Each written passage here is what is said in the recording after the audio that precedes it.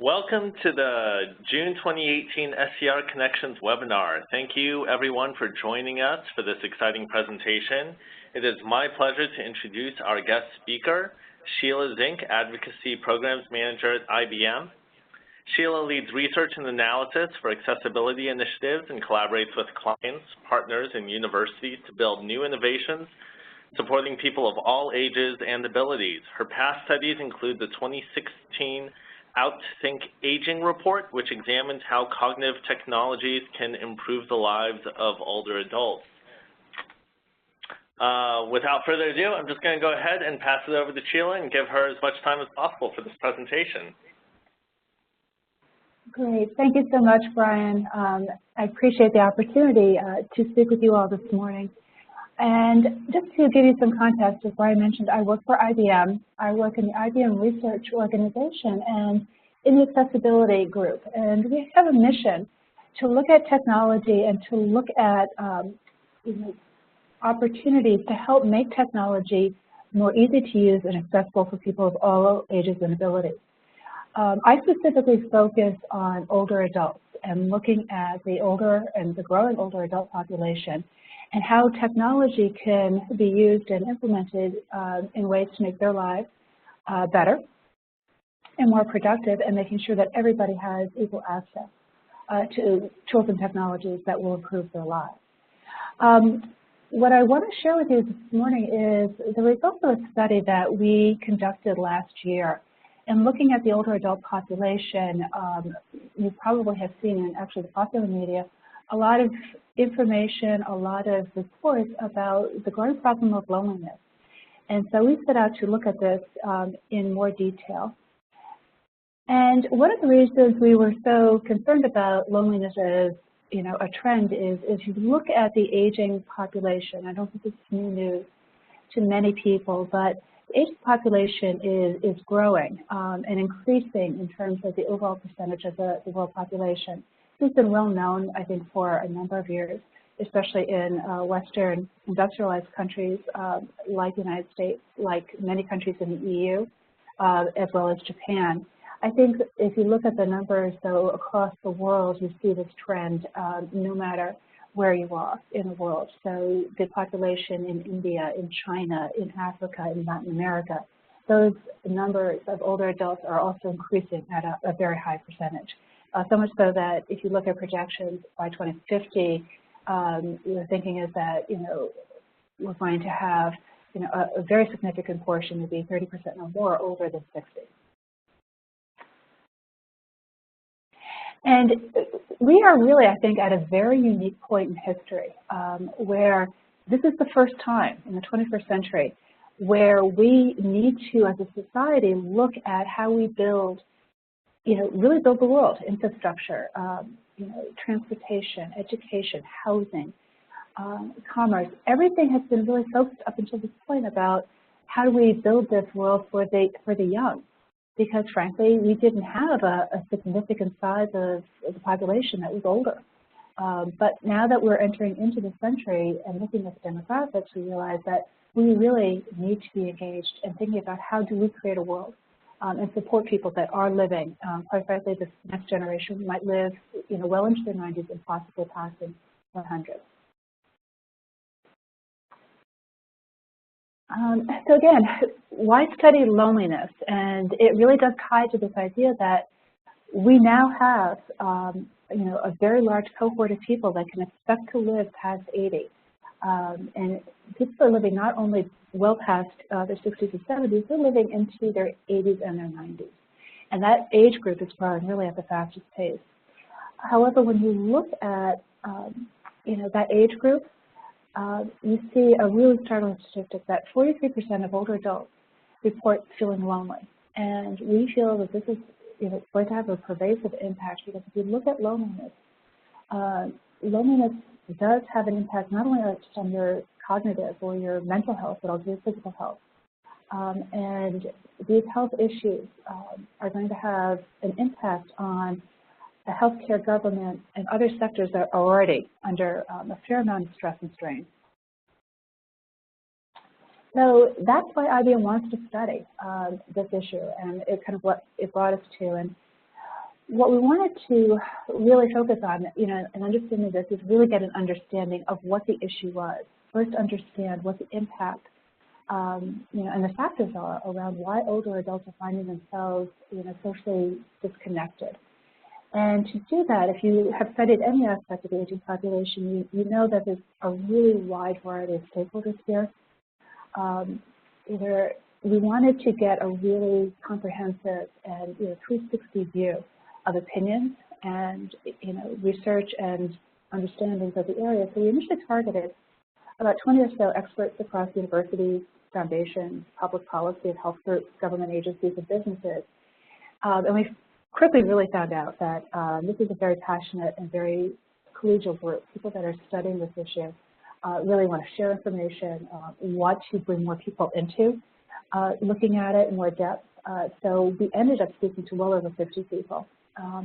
And we structured these interviews, again, in kind of, our outset was to look at what are the underlying causes of loneliness in this cohort? What separates older adults and why they're lonely versus why people are lonely at younger ages?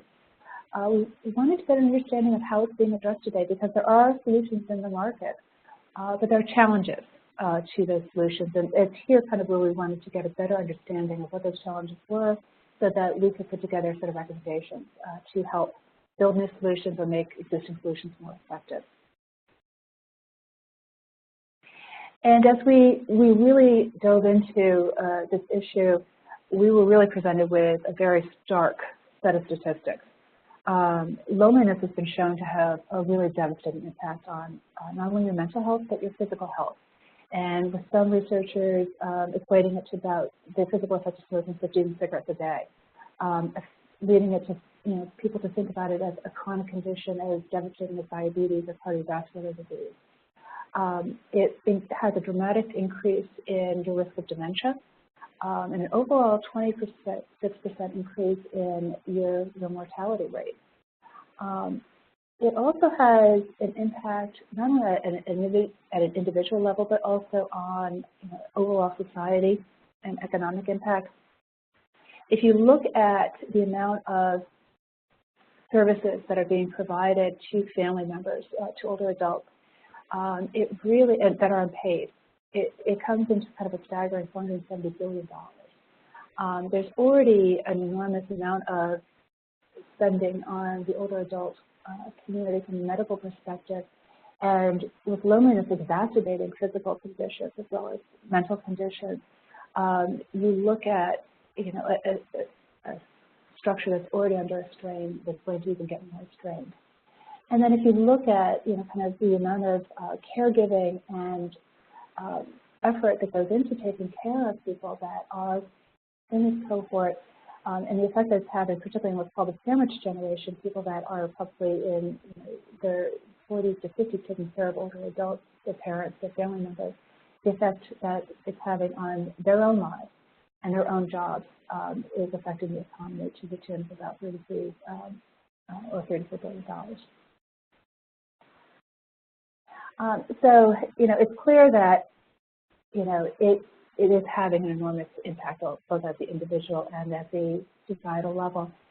So as we started to look at what causes loneliness in older adults, throughout the interviews that we did, there was one that really struck me midway through the project. One of our subjects stated, loneliness in older adults almost always is initiated from some kind of loss. And that's different from loneliness in a younger cohort.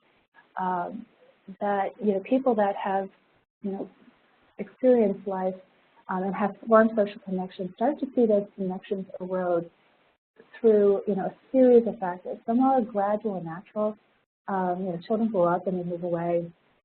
Circle of friends, or your partner can shrink due to illness or death.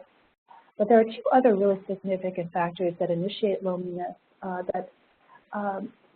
that come on often very suddenly and very dramatically. And one is losing mobility, and losing the ability, either physical mobility, being able to easily walk or get around, but also losing the ability to drive. If you lose access to transportation, this immediately shrinks your world dramatically. And the other other one that I don't think people often think about is retirement. When people retire, it really, people don't, or underestimate really, how much of their social interaction, how much of their personal identity, and their interactions really rest with their workplace. And when people retire, it's often a shock, and those aren't easy connections to replace. The other thing that really has a factor too, especially in this culture, in the United States and in some other Western cultures, is that there's significant aging stereotypes. There's ageism that perpetuates this idea that older adults are dependent, they're not contributing. People look at the popular media and frankly, they don't see themselves. They don't see themselves as they see themselves, as healthy, active people that want to contribute to society. What they often portray are people that are infirm or are, having significant medical or physical impacts. And this kind of just erodes a sense of self-worth. It erodes your identity, and it really kind of, people start to shut down if they don't see themselves kind of embraced in the popular culture or society. There are a lot of solutions. So people are aware of this issue and they are looking for solutions. They are implementing solutions, but there are some challenges. Even the most effective solutions that we talk to people about, there are some common things that come up over and over again in terms of what limits the solution and how effective it can be. And the first is loneliness can be very difficult to detect. There's no effective or commonly approved screening for loneliness as there now is for depression. So, when we think about kind of identifying loneliness within, let's say, the context of a primary care relationship, it doesn't come up. It's not a topic of conversation. We don't have a good, common, standard way to measure it. It often hides in plain sight, so to speak, and it can be masked by other conditions like depression or poverty, quite frankly. There's also, especially in this culture and in Northern Europe, there's a real stigma attached to reaching out for social support. People prize independence. They prize kind of a certain stoicism, and they're very reluctant to kind of self-identify and say, I am having these issues. I am feeling very lonely and wanting to reach out. The other thing that's, on the societal aspect of it, we found actually a lot of great examples of solutions that were working well, but they were very, very small. And they tended to be contained to, let's say, one industry or one agency or one particular silo. And as I've mentioned, working with older adults, usually to be successful, you have to involve a lot of different stakeholders. We found solutions that we looked at were kind of very fragmented, and that was a source of frustration. People, really recognized the fact that they were working on a small scale and they wanted to get bigger, or they wanted to do a more effective job of networking, let's say, bringing in agency partners or bringing in business partners, but they felt stuck. And that there was no easy way to connect people, either at kind of a personal level or at a system level. Systems tended to run in very disparate, isolated ways, and it wasn't easy to bring that together. And from a technology perspective, those solutions that we're using some elements of technology, there is a real fallacy out there in the marketplace that is older adults won't use technology, and they're reluctant to really embrace it, and that's just not true. Older adults will use technologies, but there are a certain amount of parameters that have to be in place for that solution to be successful. So as we interviewed and looked at a number of different organizations that were tackling this problem, and I'm going to talk to you about a couple of examples, we found some factors that were really common across all of them. The ones that were successful had these things in common with each other, especially if they were using technology. And this is that the technology has to be easy to access. It has to be personalized and relevant to the individual. With those two things in place, there was almost no hurdle. But the other thing that was really important was that the solution had to be very community specific. There's a lot of discussion around keeping older adults safe and independent in their homes, and that's really important work. But when it comes to loneliness and social connection, the focus here is people want to stay safe in their homes, but more importantly, they want to stay in their communities. And whatever interventions that are successful really focus on what is meaningful to that individual in their own community and what makes that community really home to them. So with that, I'm going to pause and see if there's any questions.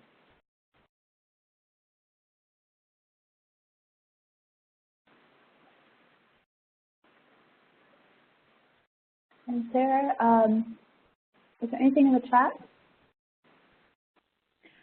Nope, there's no questions right now in the chat. If anyone does have questions, feel free to go ahead and type them in the chat box. Okay. What I'd like to do next is spend some time taking you through some examples of companies that do have, and agencies that do have solutions in the market that are working with older adults quite successfully in helping to help them mitigate loneliness and achieve greater social connection. And I'm going to start with one that's based here where I'm located in the Boston area called Rendeavor. And what Rendeavor is, it's a small startup company. They won an MIT challenge a couple of years ago. And what they do is that they offer virtual reality experiences to residents of assisted living and retirement communities in the Boston area. And when I first heard about this, quite frankly, I was like, you've got to be kidding me. But their whole business model really is focused on creating virtual reality experiences targeting older adult markets. And they really focus on a couple of areas. One is that they look at creating experiences that are meaningful to an individual. So they will work with a retirement community and their members to say, would you like to see your old neighborhood, or would you like to see or share, a place that you spent your childhood. But they also do things like they'll go to the Boston Symphony and they'll record concerts. They will also look and do whitewater rafting or mountain climbing or different other types of experiences where it may be of interest to people who don't have the physical mobility at this point to take them on, but they still want to experience and have that experience. So what they found in doing this is the experiences themselves, the virtual reality was not just an opportunity for an individual to experience something else, but it was an opportunity for a group of individuals to share an experience. And one of the challenges as people move into retirement communities, they often are coming from different parts of the country. They often might be coming from different parts of even their home communities. So it's a new environment. And people, older adults, kind of lose the facilities to making new social connections. Because frankly, in a lot of cases, we make social connections based on shared experiences like a job or our children in school or something that is going on within our community. When you move to a new community, and if you don't have kind of this heritage of shared experiences, it can be difficult to form new friendships. So what the virtual reality experience did for them was it was something that they could participate in together, so to speak, and try new equipment and try new experiences. And then after it was over, what the directors of the community found was that people, it was truly an icebreaker. If they had shared a concert together, or if they had gone on a neighborhood walk in part of Boston, they had something now that they could communicate about, and it really helped foster more connections at dinner. People kind of congregating in different ways, and it really helped people kind of overcome that barrier of like, how do I get talking to somebody else? It gave them something in common, literally. Another group that we work with quite extensively, the Front Porch organization, is out in California, and they have a network of retirement communities and assisted living communities, and they also run really what is a research center for new technologies and how new technologies can be embedded into the communities and adopted successfully. And one of the pilot projects that they did a couple of years ago, they initiated a project around Alexa. And one of the things that they have found in introducing technology to older adults is that the greatest success comes with the highest degree of personalization. So before they even roll the devices out into their communities, they started by asking people what kind of music they liked. What kind of channels do they listen to? Do they like CNN or do they like Fox or SCR? And they built up a profile. And they customized each of the devices to that individual's profile so that when they put the device into the home, it was already set up in a way that would engage that individual. And they also, I think, do a really good job of looking up how people use technology and kind of keep their assumptions out of it. And what they found with the Alexa and the Echo Pilot was how many innovative ideas people had. They didn't first view the device as a safety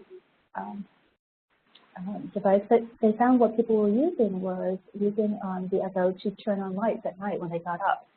And this helped reduce the number of falls people were having in the community. And they found the engagement with the technology was really, really strong, so much so that, again, from social connection, they were so, the adoption level was so strong that residents started their own fund to buy more Echo devices, and for people that might not have the means to do it on their own. And so they've created kind of this is self-initiated, they are now running Alexa groups. They are now running kind of their own outreach and implementation program without the, assistance really from porch. This is all self-directed. But they wanted everybody in the community to experience this, and now, it's become kind of a way to get people involved, get to know each other, and know that they've got kind of a caring group of people that want to stay connected.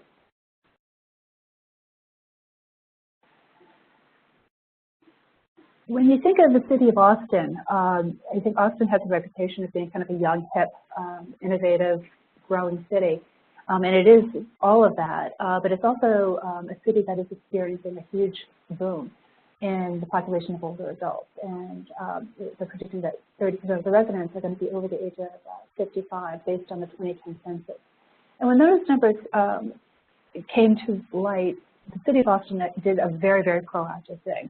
They formed what's called Austin Up, which is a public-private partnership with both the city as well as a network of local businesses, as well as the University of Texas and the surrounding healthcare agencies and hospitals in the region. And they are running a number of different projects, kind of running the gamut of transportation, housing, as well as medical support. But one of the things that was really, really, I think, innovative and what they did early on was understand that people that were of retirement age were often not wanting to totally exit out of the workforce for a variety of reasons. Some might be financial, but a lot had to do with the fact that their work was part of their identity, their work was part of their social life. And so what Austin Up has done has made a real investment in connecting local businesses together to create these job fairs. And some of the job fairs are around volunteer opportunities, but many of the job fairs are around paying opportunities. And it's, I think, a very creative way to get those businesses thinking differently about their workforce and how they could integrate older adults into their workforce population as a way of, partnering with the city to help people to network and to find new opportunities. It's been one of the most successful efforts that they've done. And the number of fairs that they're holding just keeps growing and growing every year.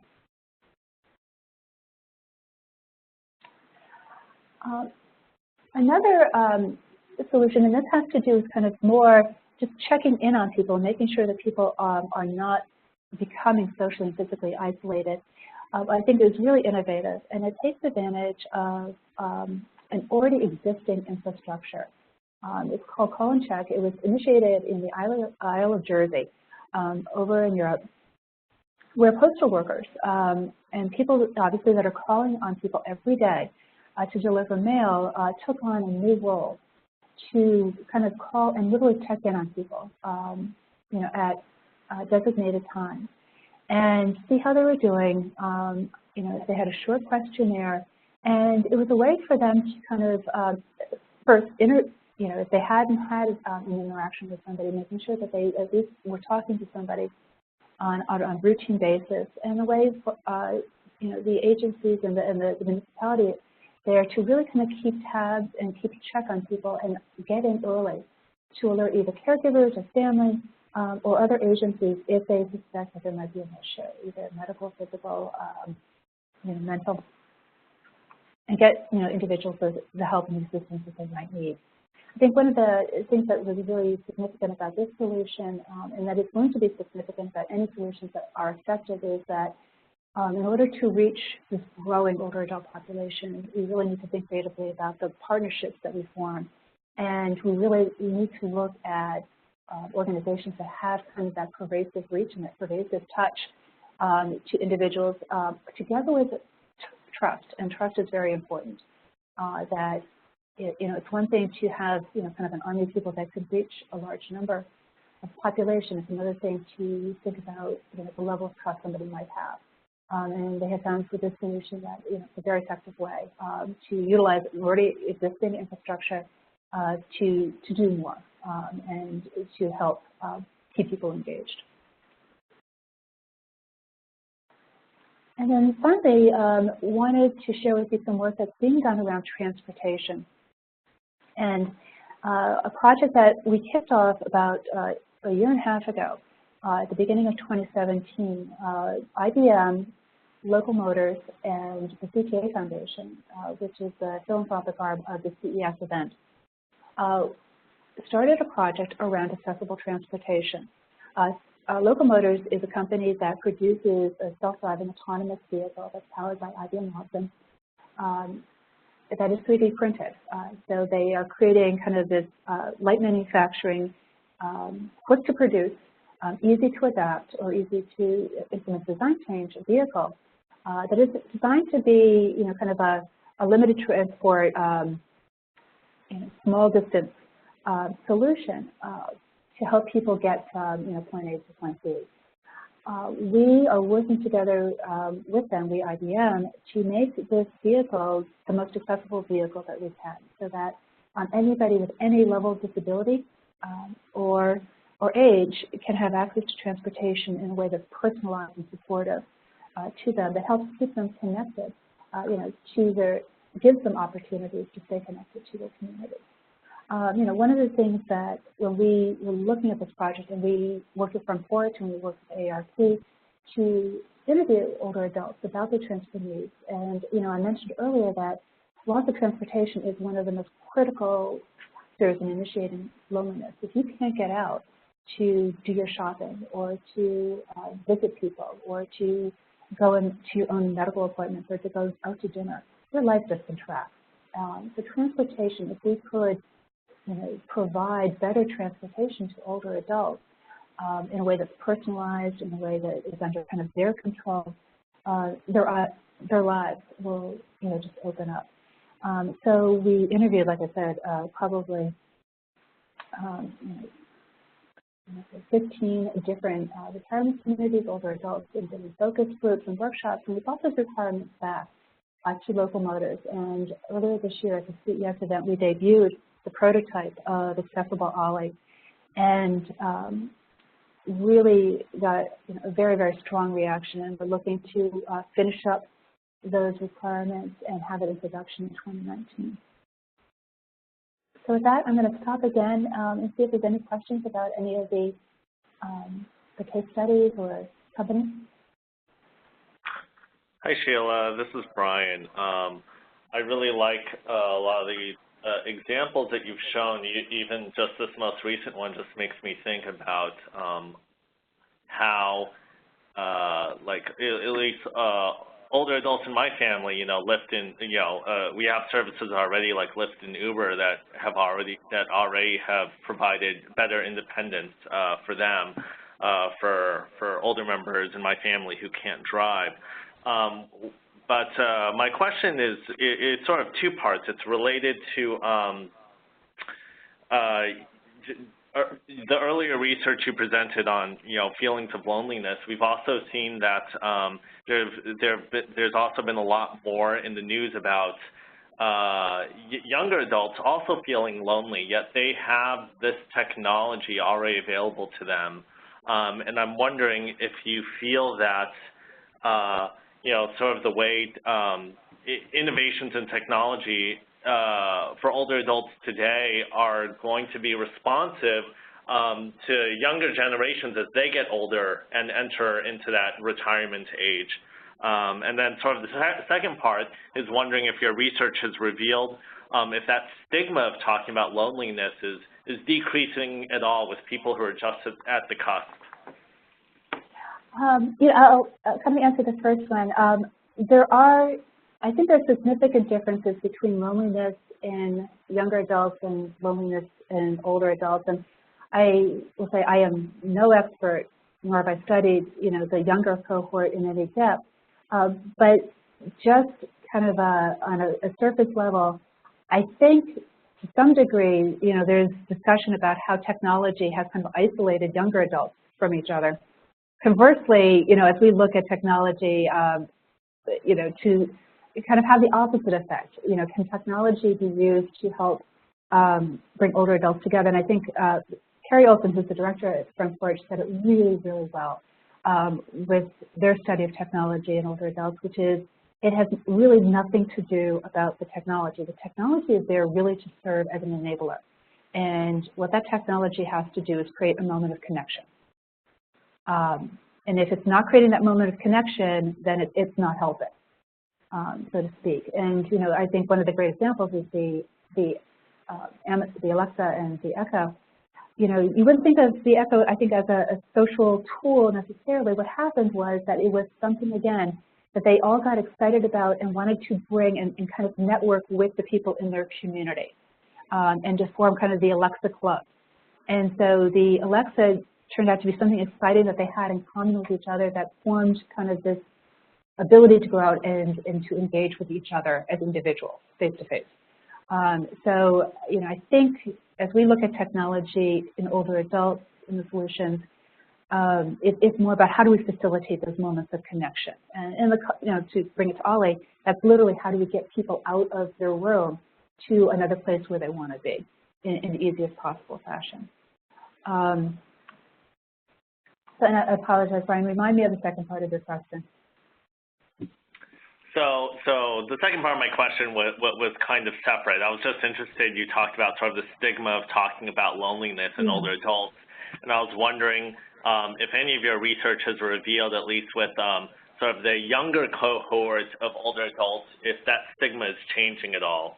I think, yeah, one of the challenges that we spoke to everybody that was in the medical community or as a psychologist treating people in this area, one of the frustrations was the lack of a standard screening.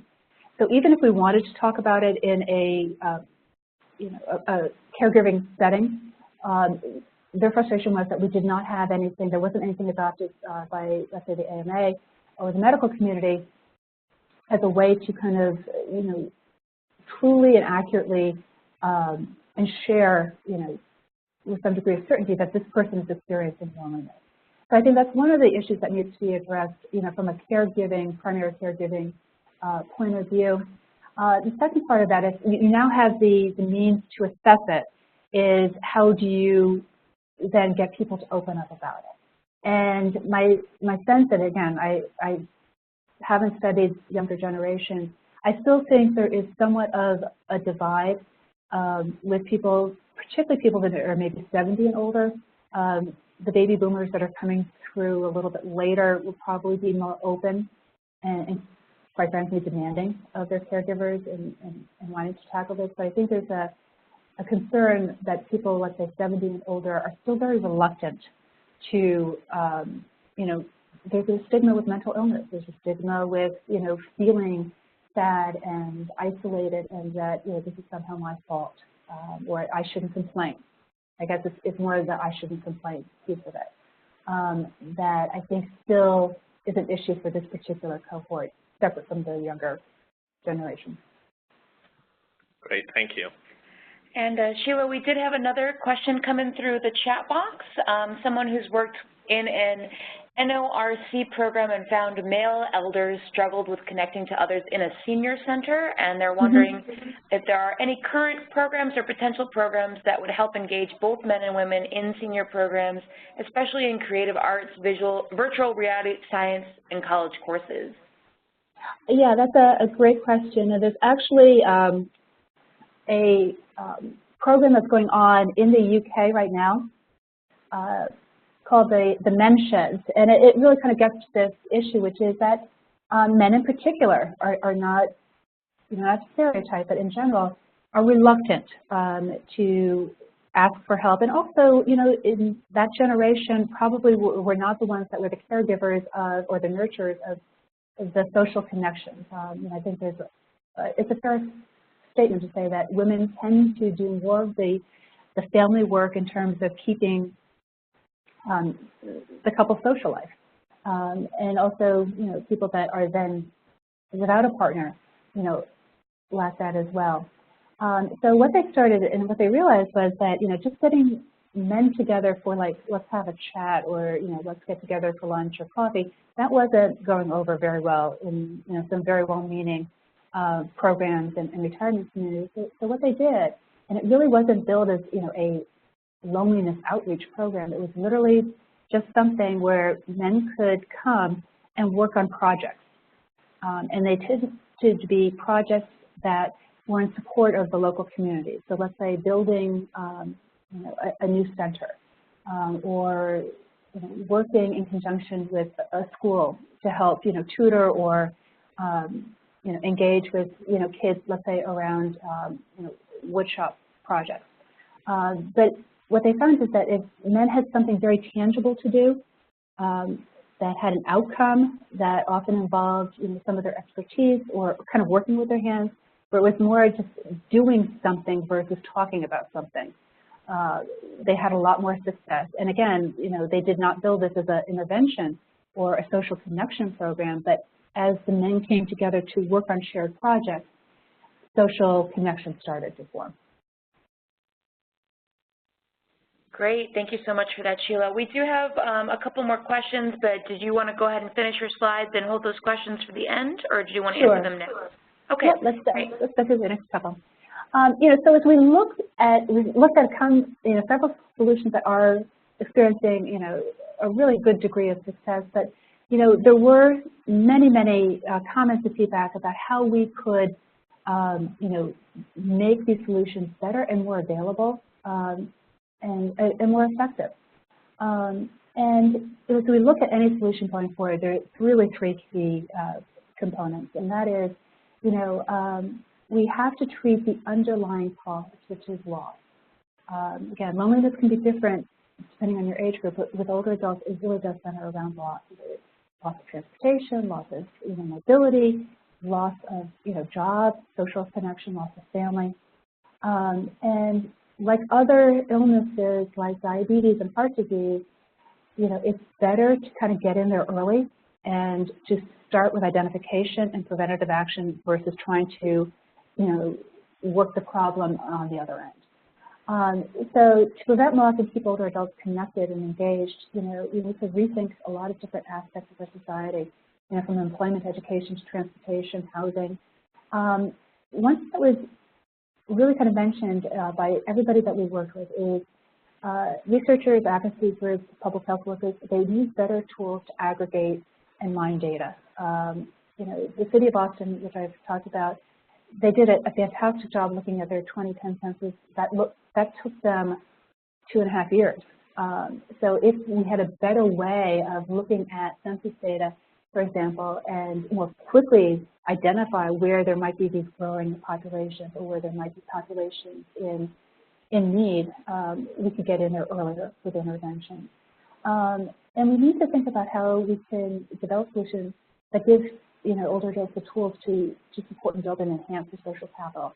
And the way that we really came to think about this is that people are focused on their financial assets and maintaining those into retirement. We need to start thinking about how do you nurture and maintain and grow your social assets in the same way. with the same diligence. The best solutions, again, this came up over and over again. There isn't one organization or industry that's going to own this. There's no silver bullet here.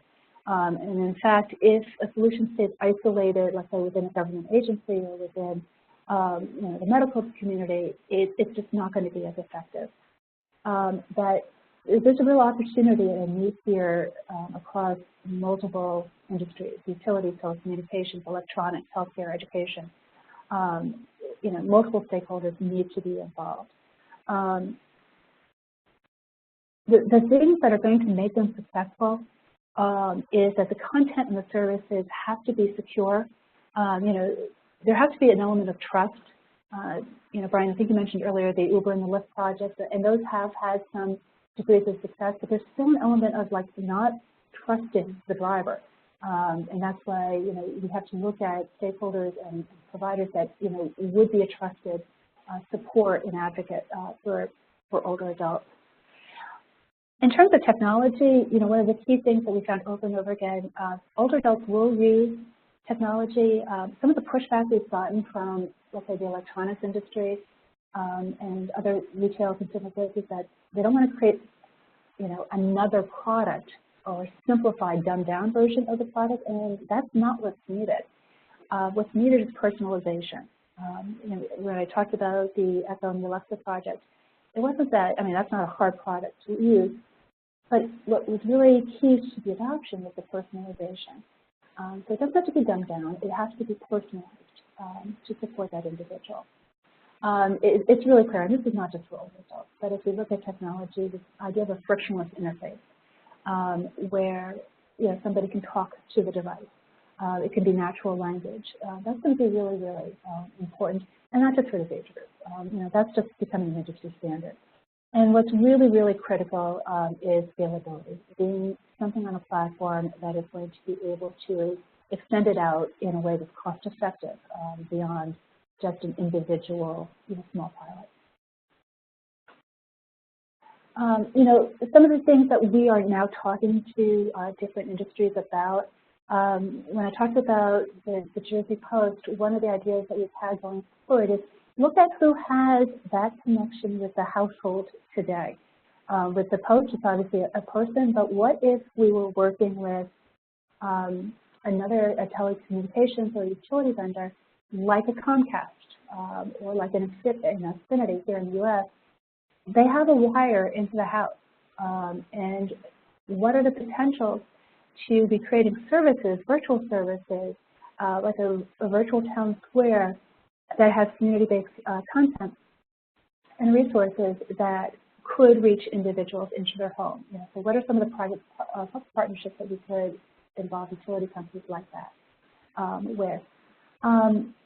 Another aspect is education, and particularly in Japan, we talked to a number of organizations that are looking at retooling the education system in Japan and creating communities so that so much of the university structure is so targeted to the 18 to 24 cohort.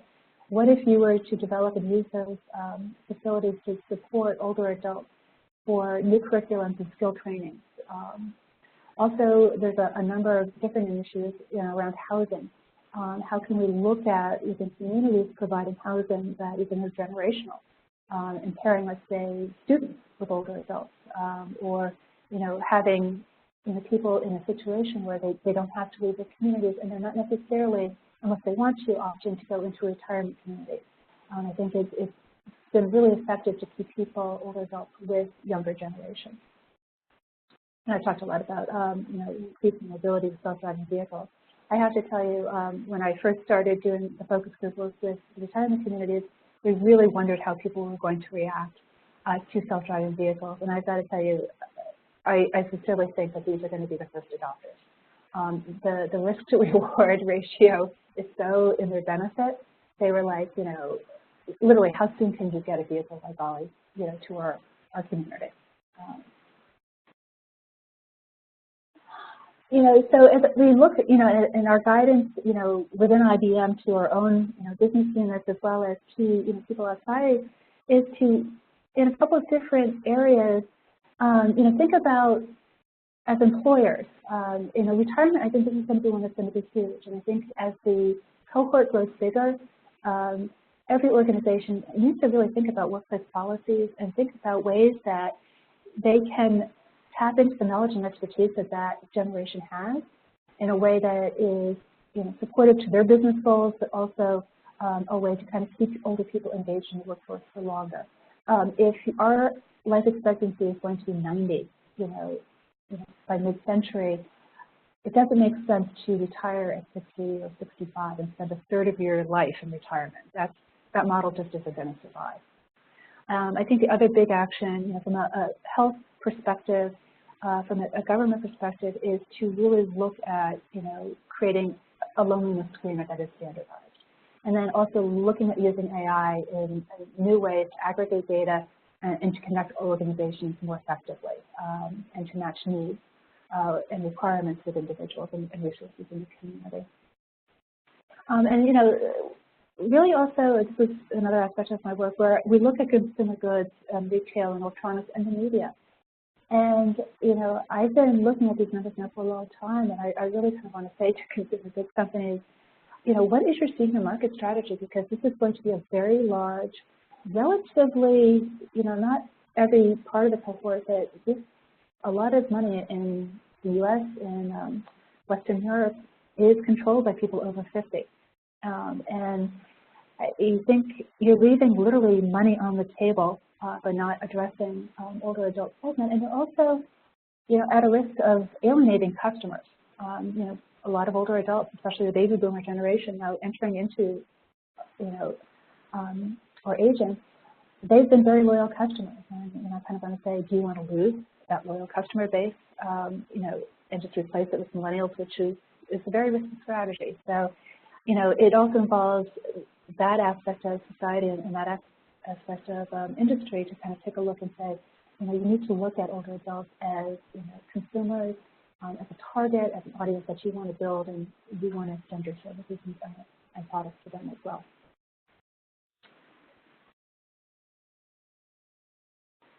And with that, would love to talk more. I can talk about this for quite a long time. So if there's any other questions, would love to chat.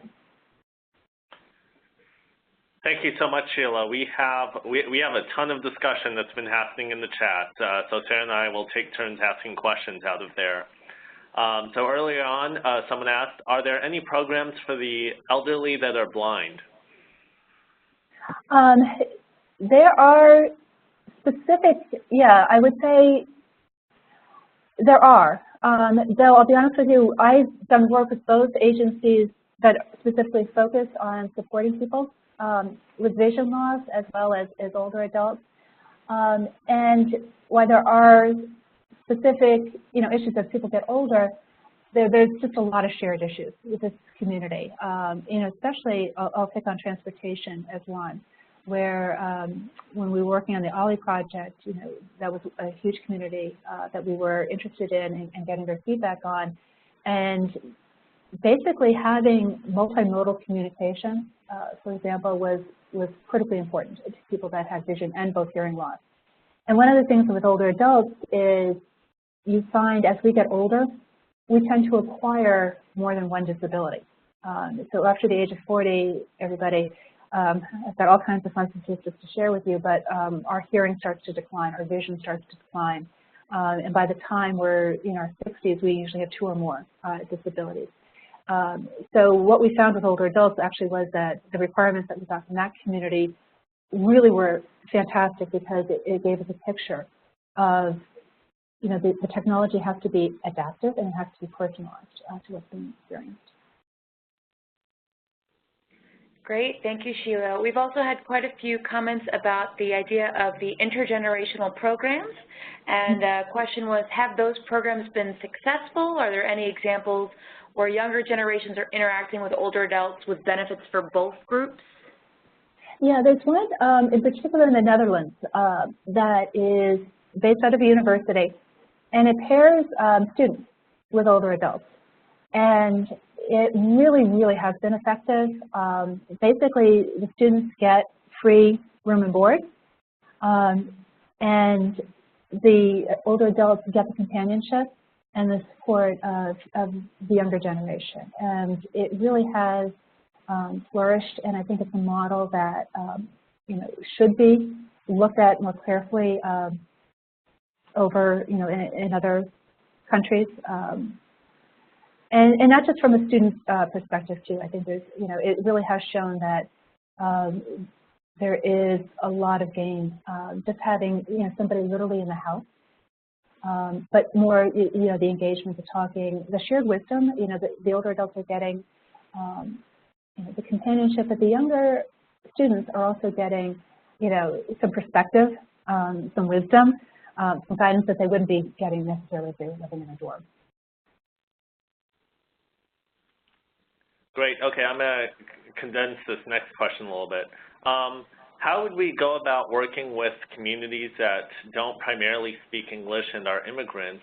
Have any of the projects you listed today worked with these populations, or were they primarily with English-speaking individuals? Also, there's a bit of a note about how older members might feel hesitant to participate in these types of projects.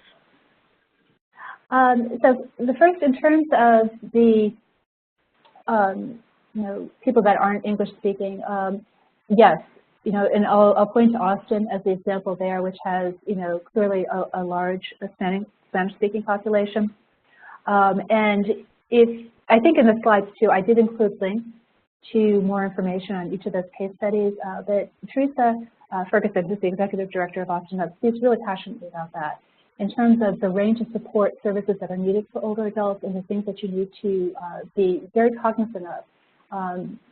And they range from language and cultural background and heritage, from socioeconomic factors as well, people that are living on the edge or in poverty, to people that are, quite frankly, very well off and still very, very lonely, and different aspects of sexual orientation. So she is somebody, if you're interested in pursuing that, I think speaks very eloquently to that based on her experience in Austin. We also spoke to people in Miami, again, who were developing solutions, particularly focused on the Cuban community that was centered there. And one of the solutions in the study that was cited, talked about, it really was very focused on that community's memories, because what they wanted to do was a way to help bridge the older adults that may have come over from Cuba or from other places in Latin America, and giving them an ability to transmit and share their memories with younger generations, so that it wasn't being forgotten.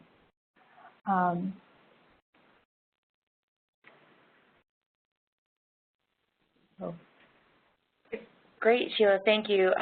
There are a couple questions about some things that were mentioned. I will suggest, because we probably won't have time to go through all of the questions, Sheila's email address is listed there on the screen, so if there's anything you'd like additional information on, you can feel free to email her. Just a couple more questions, Sheila, we'll go through before we finish out today. Another question was about, are there any technologies for facilitating social connectedness specifically targeted to those with Alzheimer's or other types of dementia? Yeah, and this is where AI really plays a role. We've been working heavily in terms of personalization and natural language processing, and looking at, for example, Ollie, the transportation vehicle. One of the things that we really made a key feature there was that we wanted to display information in a way that is the most accessible for that individual. So it might be through text, it might be through speech, but also looking at symbolic language. And as people with dementia or their memory-related diseases progress, they tend to lose language, but they can respond to symbols. So the idea is, looking at supporting somebody wherever they are in terms of their ability to be literate. The other thing too is people with memory issues is reminders. We've looked at technology in terms of how, for example, if somebody with a memory ailment is on a bus, providing them with extra support in terms of reminders, like their stop is coming up in a minute. And then maybe giving them a buzz or giving them some kind of signal to know that this is where they get off. So, absolutely. with regards to older adults and memory, is obviously, it plays a huge role. And I also wanted to answer the question Barry brought up too about older adults being reluctant. Yeah, I mean, that is still one of the challenges, is that people will not self-identify as lonely. But like I said, in the context of, let's say, some of the retirement communities, what we found was as these solutions were kind of rolled out, they're becoming kind of a first line of support, that we were the early adopters, that then became champions. And then it wasn't so much the community saying or trying to reach out to the residents, it was the residents reaching out to each other. And that really was one of the, the key elements of it being successful. Wonderful. Thank you so much, Sheila. We do have several more questions, but I think we're going to have to go ahead and wrap it up for today so we have some time for our last-minute housekeeping. I want to say a big thank you, Sheila, for a wonderful presentation today. It's really been wonderful, and we thank you so much for being here. Thank you, everybody. All right, so if everyone would stick around for just a little bit longer, I do have a few final housekeeping things to go through. I'll go ahead and stop the recording and move on to those items.